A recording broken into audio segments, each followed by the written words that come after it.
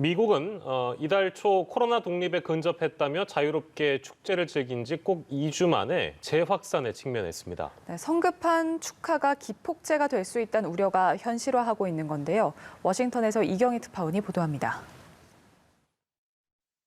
지난 4일 미국의 독립기념일은 사실상 미국의 코로나19 독립을 축하하는 날이었습니다. 백신 접종 목표치를 달성하진 못했지만 일상 복귀를 선언하며 백신을 맞은 사람이든 그렇지 않은 사람이든 별다른 방역 조치 없이 대유행 이전처럼 즐겼습니다.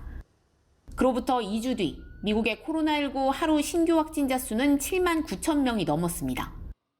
1만 명대를 유지하던 확진자 수가 최근 하루 3만 명대 중반까지 높아진 데 이어 다시 2배가량 폭증한 겁니다. 계속 증가폭이 커지자 비베크 머시 미 공중보건서비스단 단장은 백신을 맞지 않은 사람들의 감염이 늘고 있다며 앞으로 일어날 일이 걱정된다고 말했습니다. 최근 코로나19 사망자의 99.5%는 백신을 맞지 않은 사람들이라고도 강조했습니다. 앞서 로시엘 월렌스키 질병통제예방센터 국장도 이번 재확산이 백신 미접종자들의 대유행이 될 것이라고 경고했습니다. 보건당국 고위 관계자들이 연일 백신 접종의 중요성을 강조하고 있지만 접종률은 제자리 걸음입니다. 최소 한 차례 백신을 맞은 18세 이상 성인은 68.2%, 2차까지 접종을 완전히 마친 경우는 59.4%로 독립기념일 이후 2주가 지났지만 큰 차이가 없습니다.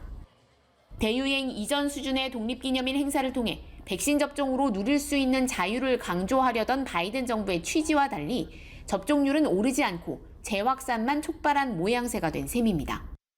그러자 미국 정부는 접종률 정체를 극복할 방법으로 가짜뉴스 철폐를 제시했습니다. SNS를 통해 무차별 확산하고 있는 가짜뉴스가 접종률의 발목을 잡고 있다며 페이스북 등을 향해 연일 맹공을 퍼붓고 있습니다. They're killing people.